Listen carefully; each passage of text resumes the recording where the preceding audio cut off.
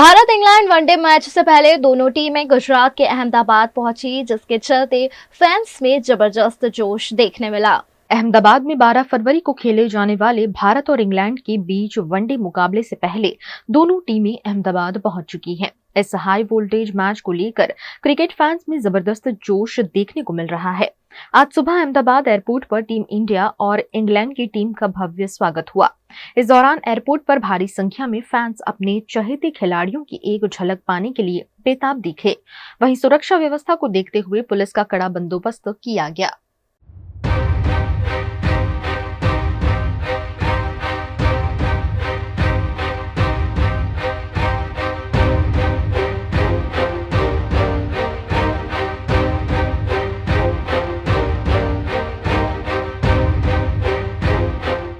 गुजरात का वडोदरा शहर, जहां स्वच्छता के लिए वडोदरा महानगर पालिका द्वारा लाखों करोड़ों रुपए खर्च किए जाते हैं। अलग अलग वार्ड में अलग अलग रूप से सफाई होती है, अलग अलग टेंडर होते हैं।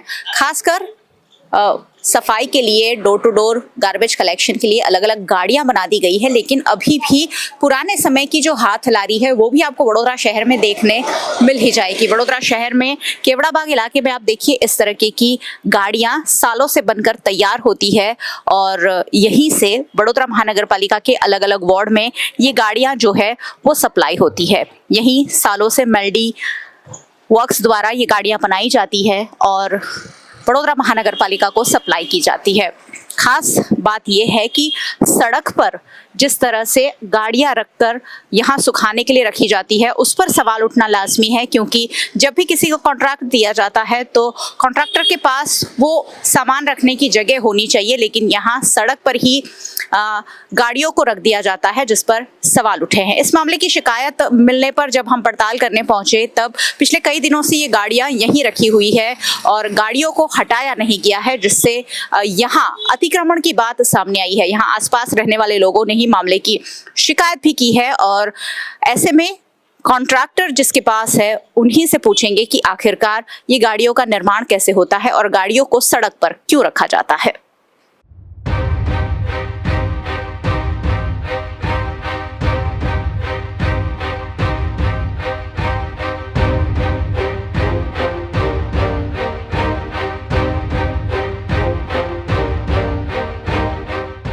गुजरात के वडोदरा शहर में अलग अलग जोन में अलग अलग वार्ड से कचरा एकत्रित किया जाता है और कचरा एकत्रित करने वाली गाड़ियां आपने हमेशा से जरूर देखी होगी, लेकिन ये गाड़ियां बनती कहाँ हैं, कैसे बनती है, ये जानने हम केवड़ा बाग पहुंचे हैं, जहां सालों से, करीब 30-35 सालों से एक ही परिवार इन गाड़ियों को बनाता है और वडोदरा महानगर पालिका को सप्लाई करता है। मेल्डी वर्क्स के पास ये काम है और मेल्डी वर्क्स से ही जुड़े हुए कुंवर सिंह जी हमारे साथ है।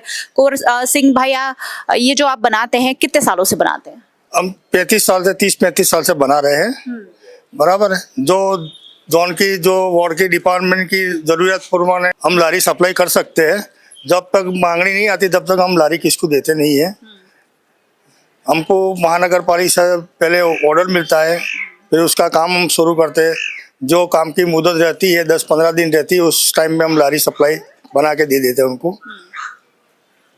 ये जो लारी, हाथ लारी होती है, उसे बनाने में क्या समय लगता है, क्या सामान यूज करते हैं, कितनी लागत आती है? लागत तो हमको आती है 6,700 रुपये जैसा लागत आती है हमको। बराबर है। वो लारी हम बनाते हैं ने, फिर कलर ने, वो नाम ने, सब एंगल वापरते, प्लेट वापरते हैं, वो सब करते, सॉलिड रबर का टायर भी लगाते हम। वो सब तैयार करके 6,400 में पड़ती है हमको। फिर हम कॉर्पोरेशन को सप्लाई करते हैं। किस तरह से सप्लाई होती है? अलग अलग जोन से आपको डिमांड आती है, अलग अलग वार्ड से आती है कि हमें इतनी चाहिए? किस तरह से बनाते हैं आप ये? जब तक हमको वार्ड ऑफिसर लारी का ऑर्डर नहीं देता है तब तक हम लारी नहीं बना सकते। जब तक वो ऑर्डर देगा कि भाई हमको 50 नंग चाहिए, 30 नंग चाहिए, कि 100 नंग चाहिए लारी, वो प्रमाण हम लारी बनाते हैं। उन्हें काम की मुद्दत रहती है 15 से 20 दिन।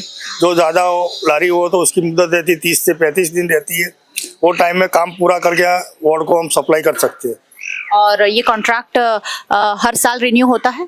नहीं, वो टेंडर की सिस्टम होती है, जो जिसका लगे वो नसीब की बात है। हो। अभी हमारा टेंडर लगा है, हमारा नसीब की बात है। हो सालों से आप लोग तो बनाते हैं और सप्लाई करते आए हैं। बनाते हैं, हम बनाते सालों से बना रहे हैं, पर लगभग तो हमारा ही टेंडर आता है। उसमें किसका भी आ जाए फिर उसको हम मना भी नहीं कर सकते। जो भी ये तो खुला वो होता है टेंडर का, तो जाहिरात का, वो कोई भी इंसान भर सकता है, इसके हम मना नहीं कर सकते किसको भी। इसमें क्वालिटी वाइज क्या ध्यान में रखते हैं भाई? क्वालिटी वाइज में हमारे 1 साल की गारंटी होती है, बराबर।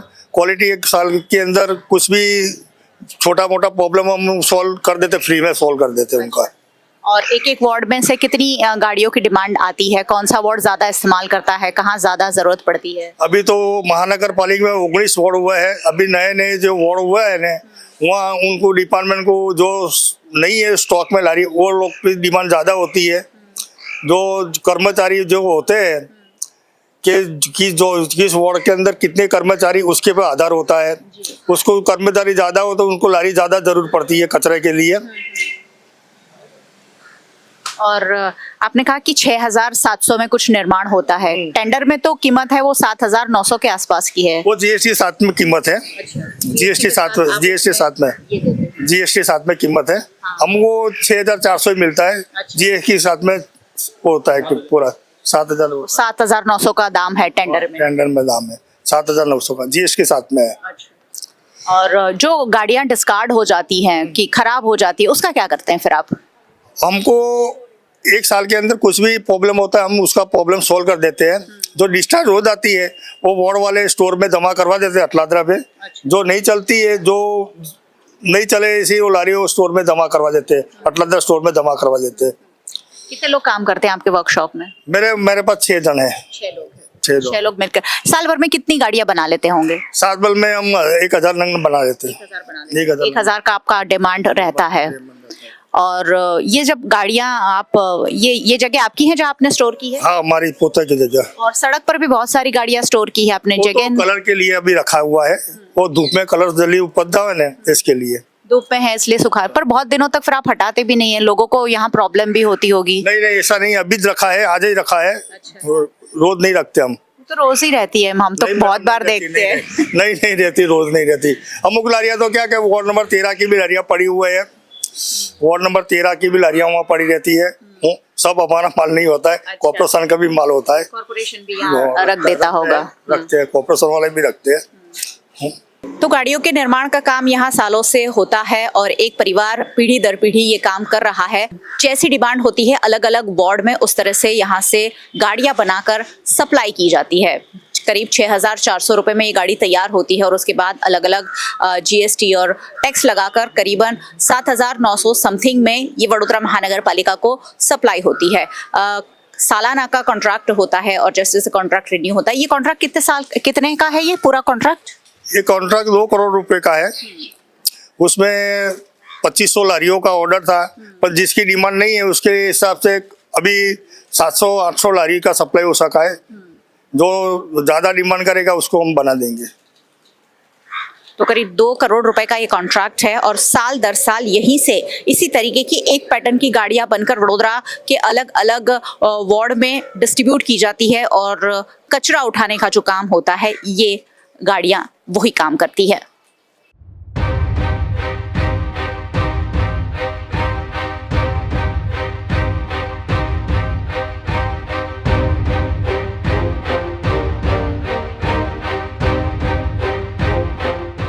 वडोदरा के सियाबाग इलाके में केवड़ा बाग के बिल्कुल पीछे वडोदरा महानगर पालिका के लिए ही कचरा एकत्रित करने वाले हाथ लारी बनाने वाले कॉन्ट्रैक्टर सड़क पर ही अपनी गाड़ियों को पार्क करते हैं, जिसके चलते वहाँ के लोगों को परेशानियों का सामना करना पड़ता है। इस मामले वडोदरा महानगर पालिका का ध्यानाकर्षण वीएनएम द्वारा कराए जाने पर क्या कार्रवाई की गई है, इसकी जानकारी लेने के लिए हम वार्ड नंबर 13 के ऑफिस पहुंचे हैं, जहाँ वार्ड ऑफिसर वसावा साहब हमारे साथ है। सर, किस तरह की कार्रवाई की गई है मामले में?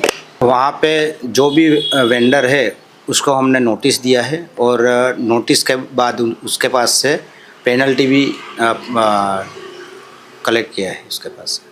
सर, इस तरह से सड़क पर, बीच सड़क पर, सड़क के किनारे वाहन रखने का परमिशन तो नहीं होता है ना? नहीं, परमिशन तो किसी को नहीं दिया। ये सालों से वहीं पर है और उसके बावजूद उसी कॉन्ट्रैक्टर को रिपीट किया जा रहा है, उसकी कोई खास वजह? रिपीट कॉन्ट्रैक्टर को करते हैं, वो हम नहीं करते। जो भी करता है वो पता नहीं उसका रूल्स एंड रेगुलेशन के हिसाब से ही करते होंगे। जी, तो सर नोटिस देने के बाद क्या वहाँ से लारियों को हटा लिया गया है? नहीं, उसको बोला है 2-3 दिन में सब लारियाँ हटा लेना, ऐसा उसको नोटिस भी दिया है। और कितनी पेनल्टी दी गई है सर? पेनल्टी अभी तो 2000 दिया है, फिर भी अभी भी उसको पेनल्टी के लिए बोलेंगे कि भाई आपको भरना पड़ेगा। ठीक। क्या ठोस कार्रवाई आगे इस मामले में हो सकती है ताकि इस तरीके की चीज़ें और कॉन्ट्रैक्टर वडोदरा शहर में ना करे और लोगों को परेशानी ना हो? वो नहीं लेता है उसकी तरफ से, तो हम उसका जो भी सामान है वो हम ले लेंगे, जमा करवा देंगे। वडोदरा शहर में कहीं भी अतिक्रमण होता है, यहाँ तक कि सब्जी वाले या छोटे मोटे ठेले वाले भी करते हैं तो उन पर बड़ी कार्रवाई होती है। ऐसे में ये कॉन्ट्रैक्टर पर क्यों कार्रवाई नहीं हुई है? सर, अब तक आपके संज्ञान में ये मामला नहीं था या जानबूझकर उन्हें बख्शा गया है? क्या जांच में क्या सामने आया है? ऐसा कुछ है नहीं, हमने आपने बोला उसके पहले से ही नोटिस उसको दिया है और फाइन भी किया है उनको, और अभी भी नहीं वो लेगा उसका सामान तो वो और भी फाइन भी करेंगे और जमा भी लेंगे। इससे पहले भी क्या नोटिस और फाइन हुआ? हाँ, हुआ है, किया है हमने। क्या वो नोटिस हमें आप मुहैया करवा पाएंगे? हाँ है, देख सकते हो आप। तो वडोदरा महानगर पालिका द्वारा अतिक्रमण पर लगातार अलग अलग वार्ड में कार्यवाही चल रही है और यहाँ कॉन्ट्रैक्टर पर ही कार्यवाही नहीं होने पर सवाल उठ रहे हैं और वहाँ के स्थानीय लोगों को ही आवाजाही में परेशानी हो रही है, क्योंकि जहाँ चलने का फुटपाथ है वो पूरी फुटपाथ हमने आपको दिखाया कि कवर है, हमेशा वहाँ हाथ लारियाँ लगा दी जाती है और ऐसे में परेशानी का सामना करना पड़ता है। इस बड़े मुद्दे पर वीएनएम ने वीएमसी का ध्यान आकर्षण कराया है। अब देखने वाली बात ये होगी कि आखिरकार किस तरह की कार्यवाही होती है।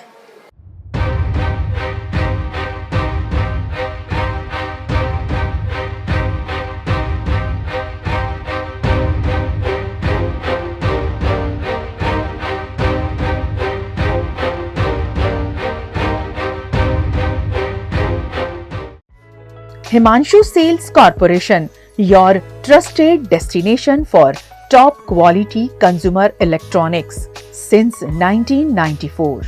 टीवी शोरूम से शुरुआत करने के बाद अब गुजरात के अलग अलग शहरों में हिमांशु सेल्स के electronic super stores, TV, washing machine, fridge, water purifier, vacuum cleaner, water cooler, mixer, OTG और वाटर हीटर, डिफरेंट और अपडेटेड टेक्नोलॉजी के इलेक्ट्रॉनिक अप्लायंसेस हिमांशु सेल्स में अवेलेबल।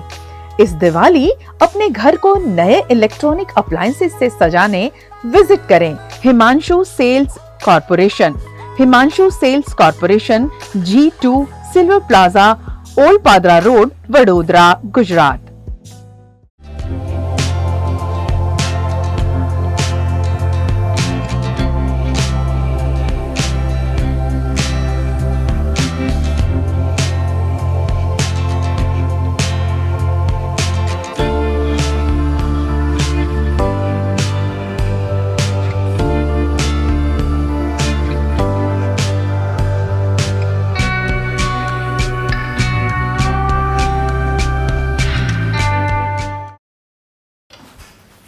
ठीक से साफ करो, ऊपर ऊपर से नहीं।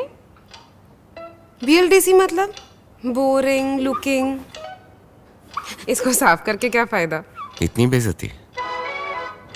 Switch to RR signature designer BLDC fans, जो बोरिंग लुकिंग नहीं, वेरी स्टाइलिश लुकिंग है। RR सिग्नेचर फैंस, आपके काम की बात। Every new year we take a new year resolution. New year resolution का मतलब होता है upgrading your life, which means upgrading your lifestyle and upgrading your living space. And that is why the best choice is Trilogy by Courtyard.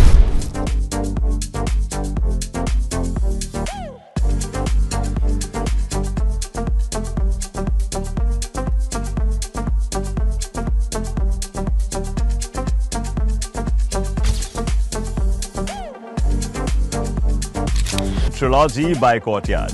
Finest architecture, world-class amenities, and a great space to live. Come check it out. Paneri embroidery अब नए रंग रूप में। आप पानेरी पहुंचे हैं तो मानो आपकी सारी शॉपिंग हो सकेगी एक ही जगह पर। पानेरी में festive collection, casual collection, nightwear, innerwear के साथ अब ज्वेलरी, कई ब्रांड के कॉस्मेटिक्स, पर्स, परफ्यूम और बहुत कुछ। बच्चों से लेकर बड़ों के लिए बेहद खूबसूरत हर कलेक्शन। ट्रेडिशनल ड्रेस चाहिए या स्टाइलिश, पानेरी में सब कुछ वन स्टॉप वन डेस्टिनेशन। खुद के लिए खरीदना हो या दूसरों को गिफ्ट करना हो, पानेरी है सबसे best. Must visit Paneri embroidery, 10 Akota stadium road, Rajnagar society, Akota, Vadodara.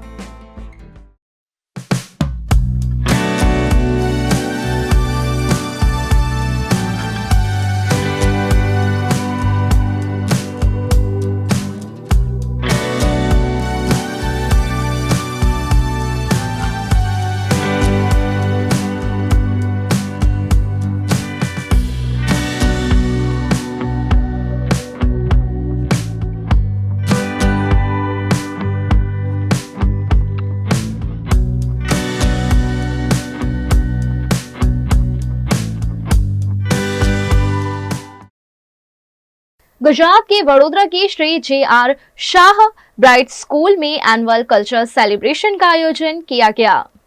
Vadodara के कारेली बाग स्थित Shri J R. Shah bright school primary section GSEB unit का एनुअल कल्चरल सेलिब्रेशन आयोजित किया गया। टाइमलेस ट्यून्स की थीम पर आधारित इस कल्चरल सेलिब्रेशन में छात्र सहित अभिभावक उपस्थित रहे।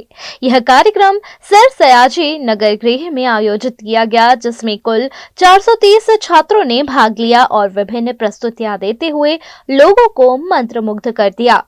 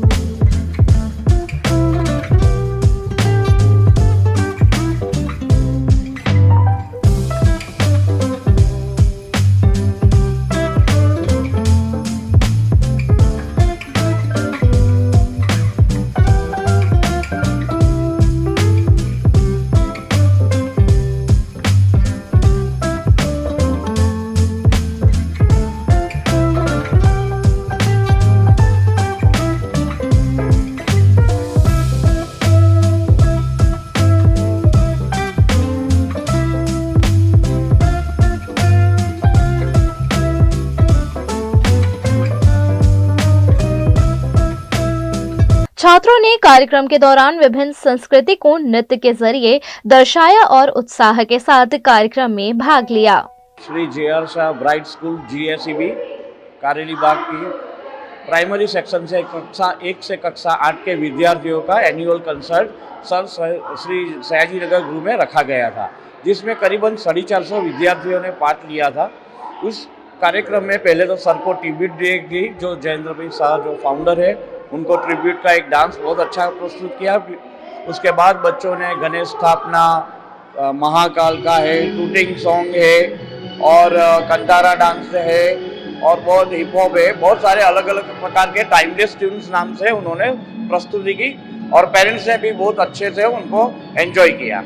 गुजरात में सारे सरकारी कर्मचारियों के लिए हेलमेट अनिवार्य कर दिया गया है, जिसके चलते वडोदरा में भी एक्शन देखने मिला। गुजरात में ट्रैफिक सुरक्षा को लेकर बड़ा कदम उठाया गया है। अब राज्य की सभी सरकारी कार्यालयों में हेलमेट अनिवार्य कर दिया गया है। खास बात यह है कि नियम तोड़ने वालों पर ट्रैफिक पुलिस सख्त कार्रवाई करेगी। सरकारी कर्मचारियों को ट्रैफिक नियमों का पालन करवाने के लिए अब पुलिस ने एक्शन प्लान तैयार किया है। मंगलवार से वडोदरा सहित पूरे गुजरात में सरकारी दफ्तरों के बाहर ट्रैफिक पुलिस तैनात की गई है। अब कोई भी कर्मचारी बिना हेलमेट सरकारी दफ्तरों में प्रवेश नहीं कर सकेगा।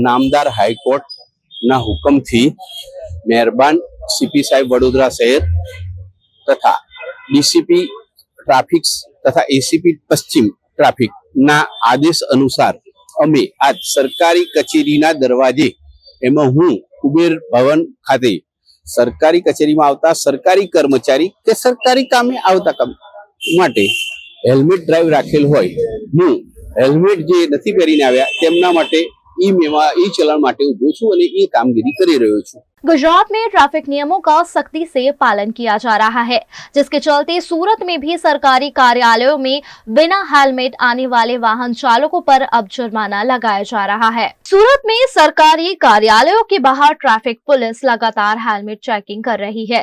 जो भी कर्मचारी या आम नागरिक बिना हेलमेट सरकारी दफ्तर पहुंच रहा है, उस पर पहली बार 500 रुपए और दूसरी बार 1000 रुपए का जुर्माना लगाया जा रहा है। वहीं जो लोग हेलमेट पहनकर आ रहे हैं, उनका गुलाब के फूल से स्वागत किया जा रहा है। सरकार ने यह फैसला सड़क सुरक्षा को ध्यान में रखते हुए लिया है। आने वाली 15 तारीख से राज्य भर में हेलमेट अनिवार्य करने का कानून लागू हो जाएगा और इसका उल्लंघन करने वालों के खिलाफ और सख्त कदम उठाए जाएंगे।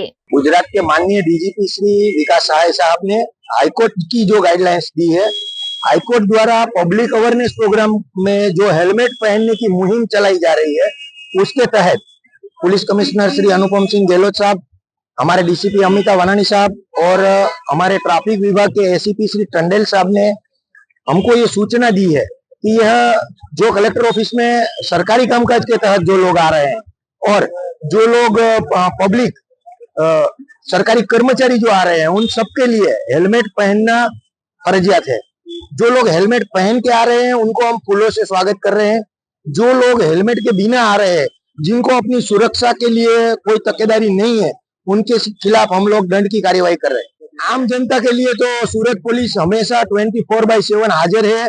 हम लोग आपको बार बार ये समझा रहे हैं कि आप अपने परिवार की सुरक्षा के लिए हेलमेट पहनिए, फ्री लेफ्ट टर्न खुला रखिए, ट्रैफिक के नियमों का पालन करिए, सीट बेल्ट पहनिए। तो ये सब जो ट्रैफिक रूल्स है, उनको फॉलो करने के लिए हम लोग बार बार आपको अपील कर रहे हैं। वैसे तो गुजरात गवर्नमेंट के हिसाब से 15 फरवरी कट ऑफ डेट है। 15 फरवरी के बाद तो सिटी में कोई भी इंसान बिना हेलमेट के निकलेगा तो दंड की कार्यवाही की जाएगी। लेकिन गवर्नमेंट जो ऑफिस है, जहाँ पे सरकारी कर्मचारी काम करते हैं, उनको आज से हम लोग सूचना दे रहे हैं कि ये आपको हेलमेट पहनना फर्जियात है। गुजरात के वडोदरा में डॉक्टर शीतल मिस्त्री के वार्ड में आवारा पशुओं के आतंक से एक व्यक्ति की दर्दनाक मौत हो गई। गुजरात में आवारा पशुओं की समस्या गंभीर होती जा रही है। खासकर वडोदरा में स्थायी समिति अध्यक्ष के वार्ड में यह परेशानी जस की तस बनी हुई है। हाल ही में वारसिया रिंग रोड पर एक दर्दनाक हादसा हुआ, जिसमें एक व्यक्ति की जान चली गई। वारसिया रिंग रोड पर नगर निगम की ओर से किए जा रहे काम की वजह से एक तरफ का रास्ता बंद कर दिया गया है, जिससे रोजाना ट्रैफिक जाम की स्थिति बन जाती है। इसी दौरान गत रोज आवारा पशु की टक्कर से मोपेड चालक गिरीश दड़वी गंभीर रूप से घायल हो गए। उन्हें तुरंत अस्पताल ले जाया गया, लेकिन डॉक्टरों ने उन्हें मृत घोषित कर दिया। वार्ड नंबर 6 में रहीए छे અને અહીંયા ડૉક્ટર શીતલભાઈ મિસ્ત્રીનો વોર્ડ છે, પણ અહીંયા ઢોરોનો ત્રાસ હોવાથી ગઈકાલે મારા મામા ગિરીશભાઈ દળવી, જે એમના ઘરેના મુખ્ય વ્યક્તિ હતા કમાવનારા, પણ ઢોરોના ત્રાસના લીધે હરણી વારેસર રિંગ રોડ પર એમનું ગઈકાલે એક્સિડન્ટ થયું અને એમનું મૃત્યુ થયું છે। તો એમનું અત્યારે તો કોઈ છે નહીં, તો એમને હવે આર્થિકલી તંગી પડશે। એ કોર્પોરેશને ધ્યાનમાં રાખવા જોઈએ કે આવી ઘટના ભવિષ્યમાં ફરી બને નહીં। અને અમારે જે મારા મામી છે, બરાબર છે, એમને કંઈક વળતરરૂપ જે થતું હોય તો પોસિબલ હોય તો કરી આપવા અમારી રિક્વેસ્ટ છે। દવાખાના માટે પણ અમને બહુ તકલીફ પડી। ગોત્રી મેડિકલ કોલેજમાં 108 બોલાય, પછી ગોત્રી મેડિકલ કોલેજ ગયા અને ત્યાંથી અમને સારવાર ન મળતા અમને આઈસીયુ બેડ માટે એસએસજી મોકલી આપ્યા અને એસએસજીમાંથી અમને ત્યાં પણ વોર્ડમાં ખસેડીને અમને સારવાર આપી, બરાબર, પણ જે જોઈએ એ પ્રમાણે અમને સારવાર મળી નથી અને તેનું પણ એકાદ કારણ હોઈ શકે કે જેને અમને મળી નથી, પેશન્ટનું મૃત્યુ થયું છે એમને।